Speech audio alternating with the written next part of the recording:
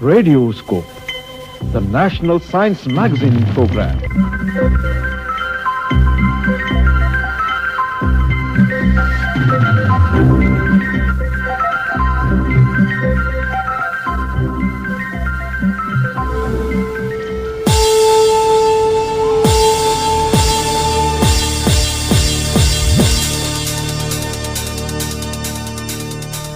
Welcome, dear listeners, to an exciting journey through the realms of science and discovery.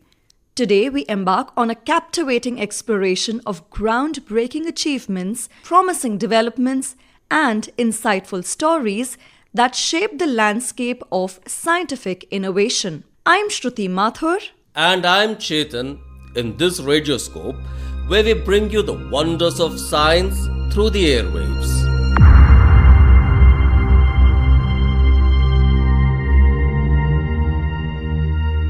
Our first stop on this intellectual odyssey takes us into the cosmos as we unravel the success story of the Aditya L1 mission by the Indian Space Research Organization, ISRO.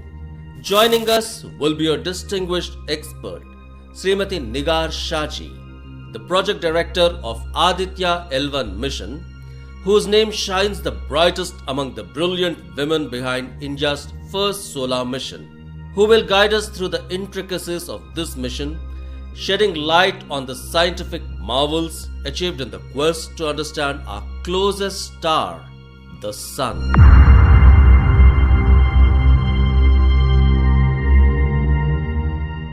Moving forward, we delve into the profound connection between science, global peace, and development. And we have an enlightening conversation lined up with a renowned scholar in space, Dr. V. Sheshagiri Rao, former distinguished scientist, ISRO, who will share insights into how science serves as a catalyst for fostering harmony and progress on a global scale.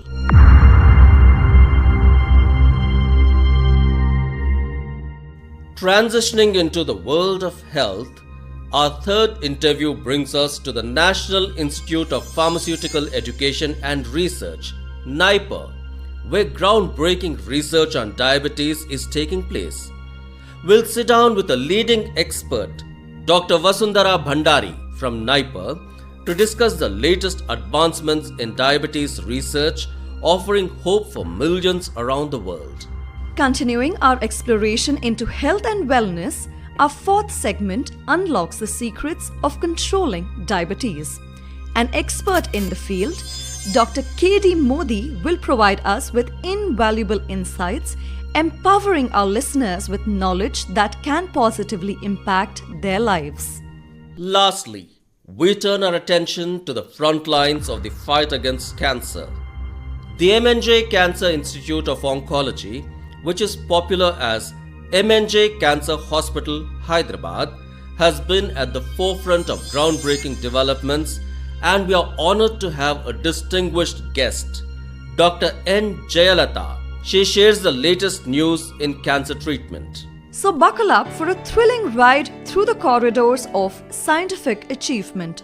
Our journey today promises to be both enlightening and inspiring as we navigate the fascinating intersections of space exploration, global harmony, health breakthroughs, and cutting-edge cancer treatments. Stay tuned for an episode that promises to feed your curiosity and ignite your passion for the wonders of science.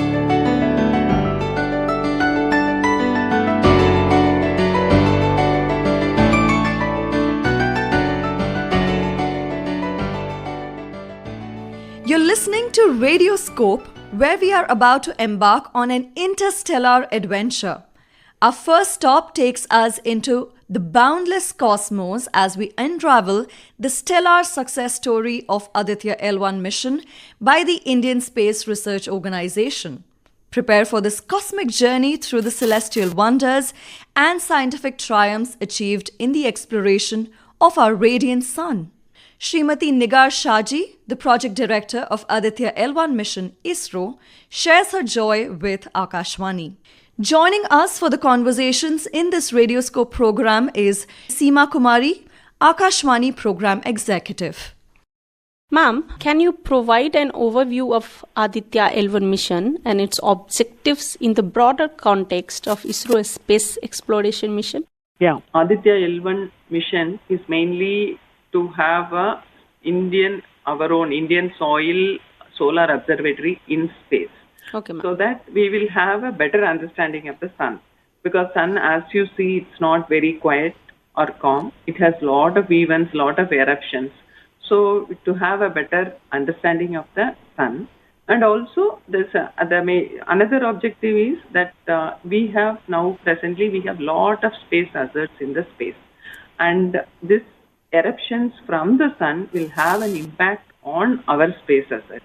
So we should have a better understanding of all the space weather model, that is the sun, when it ejects, and what is the intensity, what is the timeline. So to have an understanding so that we will have a warning system in the future. We wanted to develop a warning system so that our space assets can be saved. So this is the broader objectives of having this mission. What makes the Aditya L1 mission unique compared to other solar observation missions conducted globally? Because almost it's since 70s we have these solar missions from other countries, especially from NASA, ESA. And still the sun is not well understood. Though we have many missions, many ground observations, but even then it is still lot of mechanisms of the sun are not very well understood.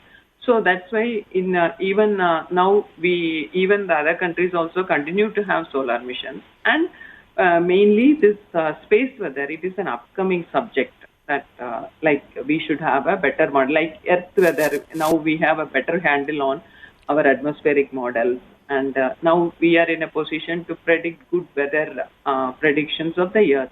So similar way, to protect our space assets, we should have a better model. So for this, still more observations, and it is also indigenously we should have a model of our own rather than depending on the other countries. So this is all the uniqueness or the importance what this mission can generate. That's how we are going for this mission.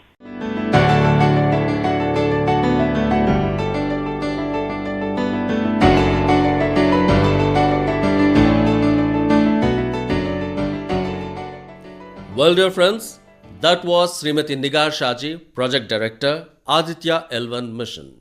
Sit back, relax, and fasten your intellectual seatbelts as we transition into the realm where science intersects with global harmony. In this segment, we engage in conversation with a distinguished scholar in space, Dr. V. Seshagiri Rao, former distinguished scientist, ISRO, who will shed light on how science serves as a catalyst for fostering peace and development on a global scale. Get ready for an enlightening journey into the role of science in shaping a better world for all. Building trust in science is this year's theme, and the trust in science is very important for a day-to-day living of every citizen, and to understand the environment and to go ahead with the known values of the science when he takes up any work at his place, let it be home, let it be office, or let it be a place where he goes for day-to-day activities. What is the significance of World Science Day for Peace and Development? The World Science Day for Peace and Development is a very good title for the entire world. The reason being, Einstein, when he actually came up with the theory of relativity and followed by the many inventions, and similarly when the nuclear electricity generation point of view, many technologies were developed. Everybody thought that they are meant for the peaceful purposes. But the way they are being used for both peaceful, for the use of the community, as well as some of the science and technology developments are being used for the warfare. The warfare is the least thing to be used the moment the science advancement comes. The science advancement should be purely for the benefit of the society and the citizen. So every dispute should be settled in a peaceful manner rather than through war. How do you think space research and technology have played a role in fostering international cooperation and peace? International cooperation in space and technology is very important. The reason being, the moment, let us say, weather monitoring is concerned in the deep oceans, the cyclones or the low pressures may form very, very far and they start traveling towards a coast of any country. The moment a particular observation is available on a nation where the satellite monitoring is available, it is imperative to share with other countries in the forthcoming danger. Similarly, let it be an earthquake or let it be a tsunami or let it be forest fires, the information related to that is being shared across the nations for the benefit and as well as taking timely action so that the loss to the property and people are minimized. This is the best example how the space technology is shared among nations. Means any kind of pandemics, we need to minimize the loss. Yes. In your opinion, what is the significance of promoting science for peace and development, especially in the context of global challenges like climate change and pandemics? The science and technology point of view, the humans are moving from mechanical age and from mechanical age to digital age and digital age to the artificial intelligence and wisdom. When they are moving step by step, the current one which is actually being utilized, the societal point of view, is the digital age and the entire social media, the communications, the activity, the daily schedules are being brought into this. And even let us say the healthcare, most of the digital gadgets and many other things are being used. All these things are used for the benefit of the human. The moment they are used for the benefit of the human, it is for the smartness. The way you live smartly, you live with the known knowledge, you live with the knowledge that can be applied so that you can understand the system and live better. If that is the case, the things which are coming up now in the digital age, leading up to the artificial intelligence and machine learning for various applications, it is for doing a job without a mistake so that that activity can be completed in the expected way rather than using it for, let us say, any destruction purpose.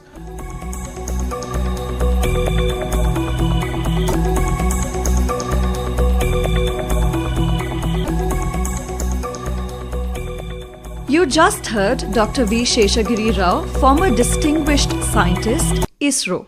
Now, shifting our focus to the matters of health, our next stop is the National Institute of Pharmaceutical Education and Research, NIPER.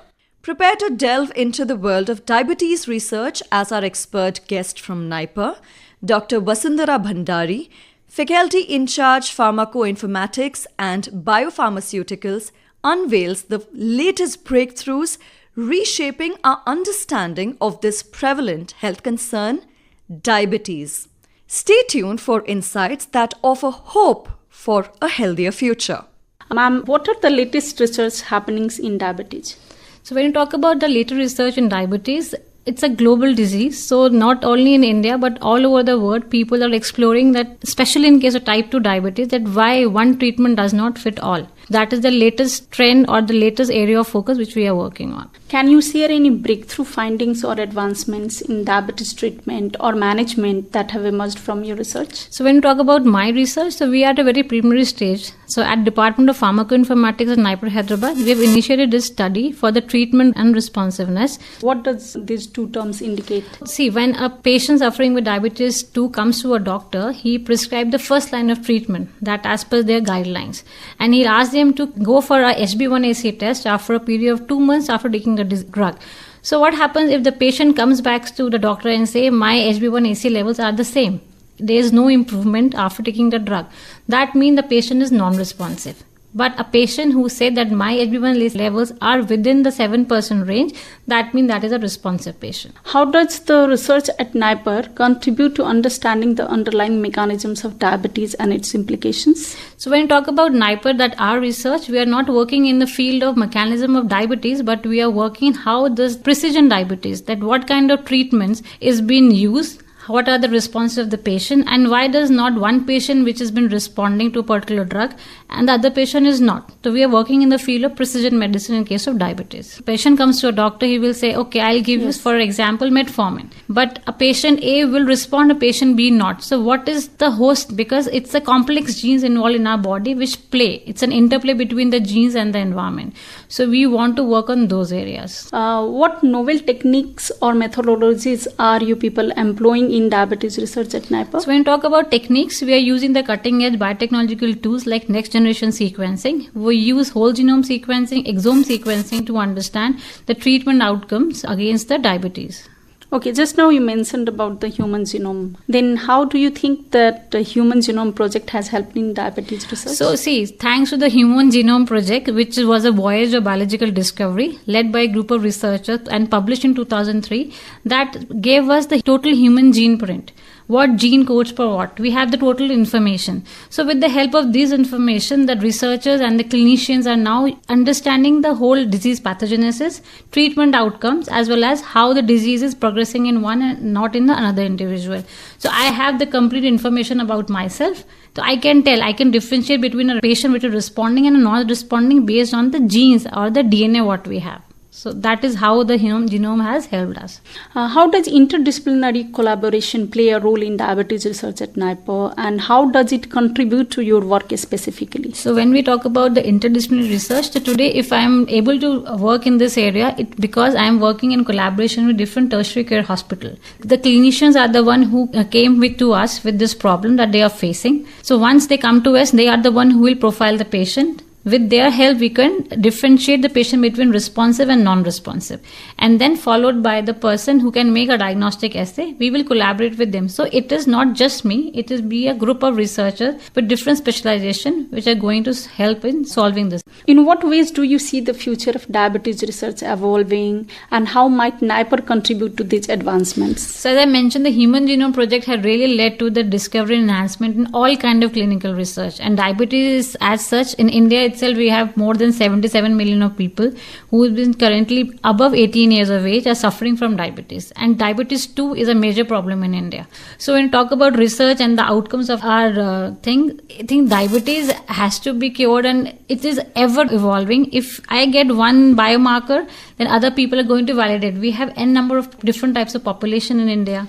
Our eating style, our lifestyle are different from now to south, from east to west. And the climatic variations are there. It is not just the genes, it's n number of factors. So I think it will keep on evolving, and with the help of this genome sequencing and other cutting edge tools, it will keep on expanding, and we will be able to resolve it one day.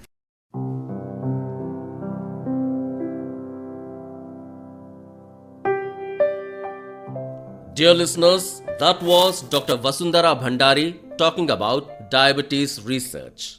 The journey through the corridors of science continues, and now we turn our attention to a crucial health topic: the secrets of controlling diabetes. Join us in conversation with a distinguished expert, Dr. K.D. Modi, endocrinologist, who will guide us through the intricate pathways of managing and controlling diabetes. Get ready for insights that can empower you on your journey to a healthier lifestyle. Yes, exercise is the only thing that can prevent your diabetes. Many people feel that avoiding sugar will prevent diabetes, but no. Just by avoiding sugar, you cannot prevent diabetes. But if you do regular exercise, you can prevent your diabetes by 40 to 50%. The moment you get diabetes, then exercise becomes must. Not a single day should go without doing exercise. Exercise will help you in controlling your sugar, in controlling your blood pressure, in controlling your cholesterol, in preventing all diabetic complications. Not a single day should go without doing exercise. And I always tell my patient that if you have not done exercise, then don't take your breakfast, lunch and dinner. It is that strict. So many people, they show excuse that yes, I have knee pain, so I can't do exercise. If you have knee pain, you do upper limb exercise, you do spinal exercise. If you have pain in neck, then you do lower limb exercise. Some sort of exercise is must. It keeps your blood sugar in a steady level. It reduces fluctuations in blood glucose. It also prevents future heart disease. All diabetic patients, the moment you get diabetes, even if your sugar is under control, you are prone for heart disease by 2 or 3 fold. And only thing that can prevent future heart disease is doing regular exercise, keeping your sugar under control, keeping your cholesterol under control, keeping your blood pressure under control. There are 4 pillars of diabetes control, that is diet, exercise, medicine and testing. If you follow all 4, then only you can give justice, then only you can control your diabetes. So if you are doing exercise, that should not be an excuse to avoid medicine, that should not be an excuse to take dietary liberty. Diet is important, exercise is important. If you need medicine, they are also very important. And over and above, after following all this, if you don't check your sugar, then again it goes waste. You will remain in dark. And if you check sugar, whatever you check, that only you can fix it. This should be remembered. So if you check sugar, then yes, you will think of controlling it. If you don't check at all, you will not be able to mark it out that where you stand. So monitoring is also important. And yes, who should not do exercise? That is also very, very important. Those who have extremes of sugar, that particular time you should not do exercise. Suppose your sugar is 300, 400, 500, then first you control your sugar, wait for 4 or 5 days, let it come down to normal level, then only start doing exercise. If your sugar is very low and if you do exercise, you will fall down, you may become unconscious also. So at extremes of sugar, don't do exercise. If your extremities or any particular organ is not permitting, like osteoarthritis of knee, shoulder pain, then that particular joint exercise you don't do. If your lungs and heart don't permit, then don't do. So when not to do exercise, that is also important. And after thinking all this, if you have a regular exercise program, then your medicine requirement will be less, your control will be smooth, and your overall exercise is very, very important tool to relieve your tension, to relieve your depression. Once you go out, then you get other advantage of getting sunlight, getting vitamin D. So that is additional benefit of doing exercise.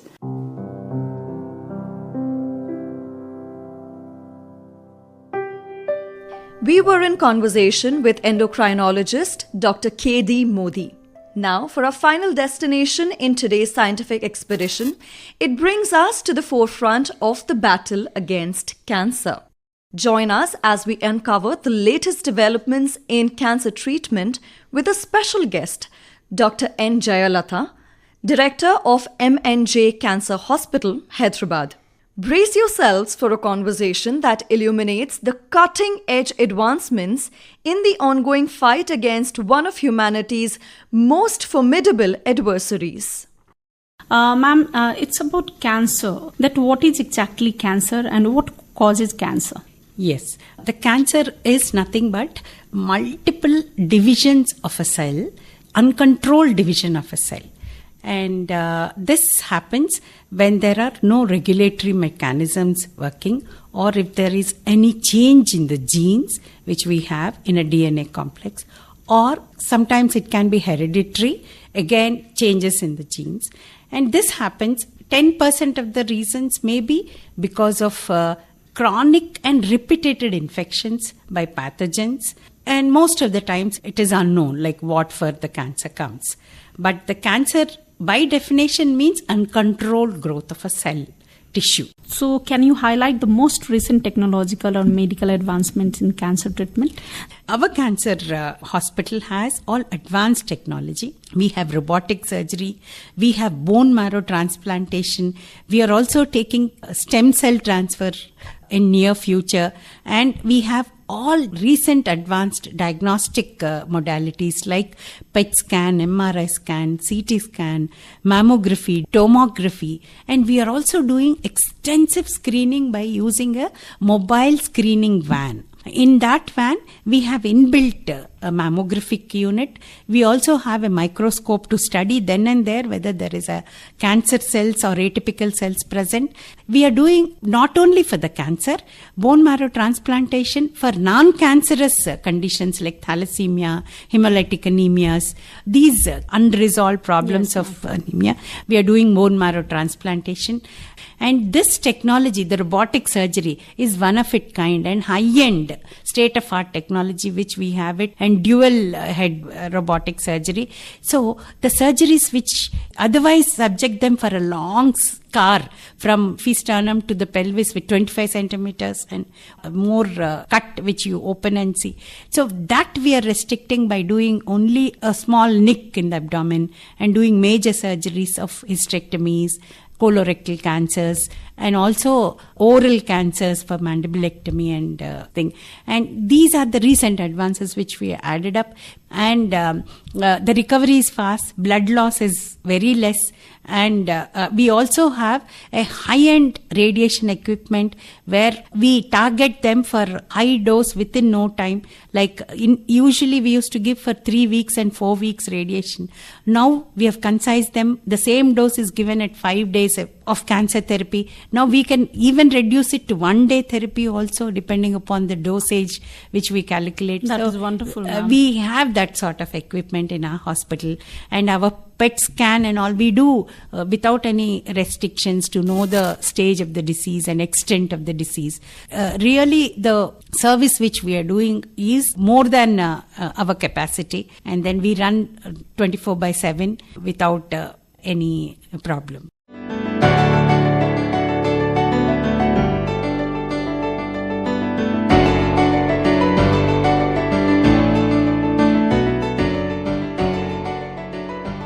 As we draw the curtains on today's expedition through the realms of science, we hope you found inspiration and enlightenment in the stories and discoveries shared today.